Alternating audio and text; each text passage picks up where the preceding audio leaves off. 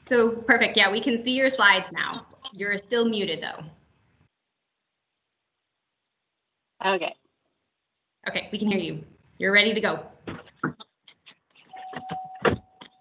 So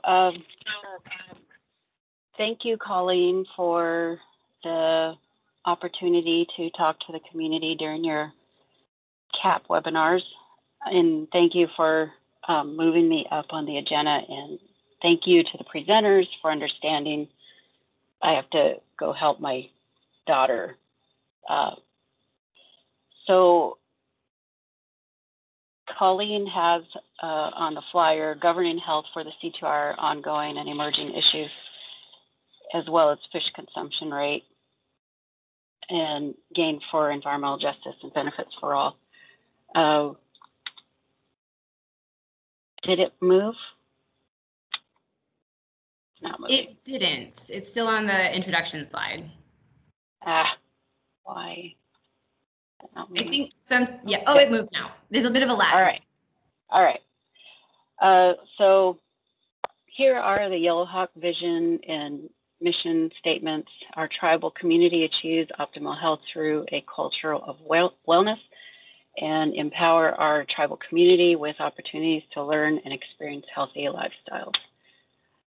These were in the 2015-16 community report. Lifestyle decisions are ultimately the responsibility of the individual. Wellness is a dynamic relationship between the individual and the environment.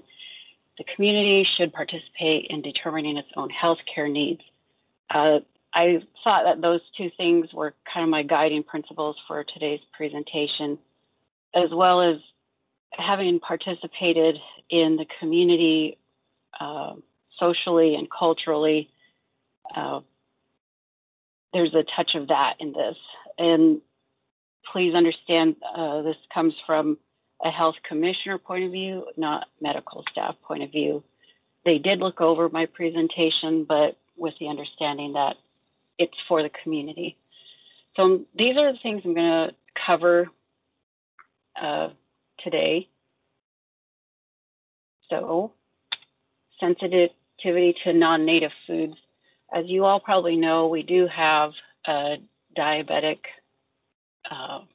problem in our community, and it's something not only for Indian country, but it's actually our entire nation. It's just a growing pandemic, and things are happening, diagnoses are happening at a younger age. So oftentimes we brush off things like pain and we normalize it, and it just goes back to that old way of living where we used to pay attention to our bodies. We used to put time aside to do things like meditation. We used to be able to focus on our needs and internalize those, and we don't really have time for that anymore. So a lot of what happens is we just build up this amount of stress, and that stress compounded with diet just causes a lot of issues for all of us.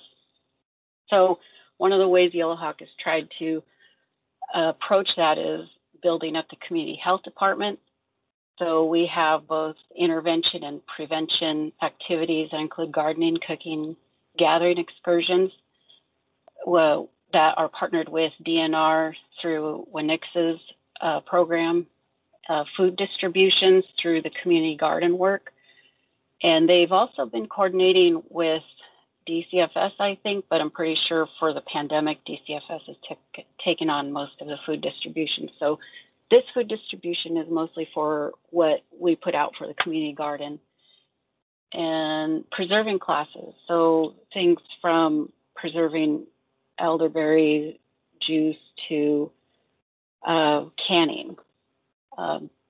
Diabetic services not only include your diet nutrition, but they've expanded these diabetic clinics to include eye, teeth, and overall wellness management of how to not only live with the diabetes, but also find ways to perhaps cure it. Although we're going to try to increase that number of people who are able to be cured from diabetes, but I don't think there's an overall cure. I think you just kind of live with it. The medical department has streamlined internal communications between community health and behavioral health, which is the area of mental health. So that's helped improve access to a more holistic treatment. Exposure to environmental hazards, the air quality, which you'll hear much more about this from Caleb. A major impact is the fact that we live in an inversion zone, and that inversion zone impacts everything from fire seasons to winter weather. And there's ways the tribe has approached managing the fact that we live in an inversion zone and there's major transportation routes coming through our homeland. But medically, there are some diagnoses like increased allergies, sensitivities, skin irritants and whatnot that come from not only air quality, but the fact that we live in a farm and egg area. And so those have a big issue as far as medical needs go. Flood events, of course, we have those because of where we've been placed. And I mentioned the transportation routes. Those have their own set of management within the tribe that Yellowhawk tries to be prepared for. We do supplement funding for things like first aid and ambulance. I don't recall if any of our staff are directly trained on assisting with, say, a pileup on the interstate, but we at least help support the ambulatory services. And let's see, plant operations. So there's a lot of food processing centers down near Hermiston area. Of course, the Arlington dump and its closeness to our major fishing source. And of course, the Hanford nuclear cleanup site and all the things that could potentially be harming us from there. And you can see in the photos, those are pictures of Yellowhawk staff volunteering at the flood event last year. Yellowhawk did provide flex time to employees to help in that effort, and we appreciate them for doing that. And of course, air quality and water quality issues from practicing our treaty rights that cause us exposure to different elements out there. Family living arrangements became an issue during the pandemic because we have many multi-generational homes. It identified service gaps while creating new ones. A lot of the protective measures that came out of the pandemic were centered around elders. So I know there was some frustrations in the community about services at Yellowhawk being hindered. But again, a lot of it did focus around protecting elders and vulnerable populations. And because we do have such a high amount of immune compromised patients, it was just a reality we had to deal with to make sure everyone stayed safe. But staff were able to deliver things like food, supplies, and medicine to elders upon their request. And we also used some of the pandemic relief package to fund the drive-through window. Outreach to families and elders are limited because of where people stay. Some people live where there is no internet at all. So that is something we're trying to work through as far as communication. Okay. So expanding population and stretching resources. This has always been an issue for Indian country and healthcare. We have to walk that fine line of state, federal, and tribal rules. We do coordinate with the tribe's legislative office, but internally, there are health commissioners assigned to multiple work groups. So you have commissioners who are assigned to state work groups and federal work groups, or intertribal work groups, and they make sure that any service gaps we're experiencing are at least relayed at those higher tables. Because of all the rules surrounding federal and state funds, it does limit the services we can provide, but that's where tribal funds come in. Evolving treaty rights in healthcare. I say evolving treaty right of healthcare because not all healthcare facilities have things that we do, and that doesn't mean we're going to stop and say we're good with what we have. Well, it's always an evolving service. So, for example, we've expanded now, for example, in dental care, teeth extraction can happen out here now, whereas they didn't before. So it's an always evolving service, and climate change is just another one of those services that we have to incorporate into how we help and serve patients. Another thing that we have to remind ourselves as we continue down this road and grow services is we do work in a population where trauma and trust are issues. And you wonder how Native people have survived as long as we have when you think about the history behind what we've been through. And so one of the techniques is, at least with this health commission, is we try to rebuild with hiring more tribal members and community members. It is an ongoing priority for us to try to get more tribal members and community members hired into positions, just so there's a level of trust when people go in for their regular exams. We're expanding scholarship funds, training opportunities, and internships to make sure we capture the interests of young people, tribal members who are patients and employees sometimes have the best insight to what our service gaps are. And we do bring up issues that are brought to us as health commissioners during our meetings. Finally, when help is needed, working in, again, the Indian population, help isn't always something that people ask for. A lot of times, a lot of people just deal with whatever happens, and they don't seek help, and they normalize everything from physical pain to emotional pain. So what we're trying to do is build that up by expanding more community health services. And the commission did, prior to the pandemic, support a Weavers group, and that's why I had this out there.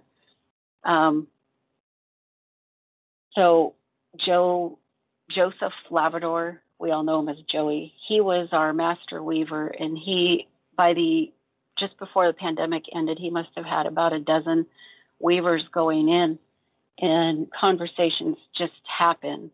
And through that, we were able to not only help some of these elders who really don't get out and socialize, but they're able to be around a circle of people they trust. And so his mentor is Carrie Sampson. She's the one who taught him how to weave. So I thought that was a cool picture that Susan Shuships provided of Carrie Sampson, Ada Jones-Patrick, and Mary Scott, because we're still trying to keep our culture alive, and as a entity under the government, we want to incorporate these circles where people can be comfortable with one another and practice their way of life while also keeping the door open to, them being able to express any needs. There's a lot more we can do at Yellowhawk. It's just a matter of getting the students involved in how to build up the science behind some of our cultural activities that do put us at risk. For example, when you think of the baby boards. We have cradle boards.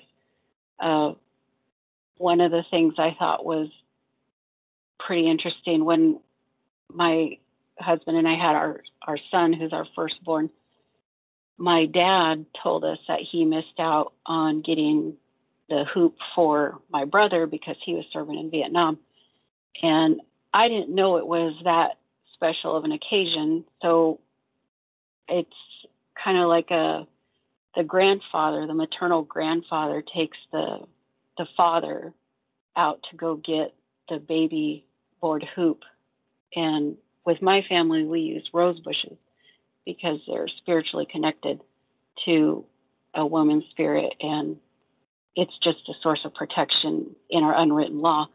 So my dad did take my husband out to go get that baby board hoop from rose bushes, but my great grandfather did take my dad out for my second brother for his baby board hoop because he was out of the service by then. And when I'm weaving with Joey Lavador, he tells me many things that I don't think he realizes how much he's teaching, but things like the reason why he gets worried about weaving with natural fibers is the chemicals that could be inside some of the grasses and the dog bane because of the way it settles. And those are things, that are in the back of my mind, especially for things like that. When with the baby board hoop, it was in the back of my mind, but I chose to do it because that was a tradition. So where they got the rose bush hoop, it was in an area where flowing water was, and they did make sure to think of things like that. But it's not something we used to have to worry about like we do now. And so those are the things that I hope our students will look into, just so we can provide not only the everyday services you need at a healthcare facility, but also, if asked, we're able to answer. And right now, there's so many things we can't answer for tribal members who go out and practice their culture. All we can do is diagnose what could be going wrong and to tell a tribal person, it's not safe to eat this and it's not safe to go get that. It goes against our unwritten laws. So I do recognize the need for us to expand those services. And I think that's why this Health Commission has stepped up trying to increase training and scholarships so tribal member students are able to go out and get the training they need and put a touch of cultural lessons on it. And that's it. And those are our commissioners for 2021. Most of us work for the tribe. If you want to get a hold of us, that link I put there will bring you to our CEO, and she does forward everything to us. So that's all. Perfect. Thank you, Althea. And I know that you aren't going to be able to stay for the rest of the webinar or part of the webinar. And so I was wondering if you might share closing thoughts with us now, since we have you here. And if anyone has any kind of clarifying questions for Althea, now would be the time to put those in the chat.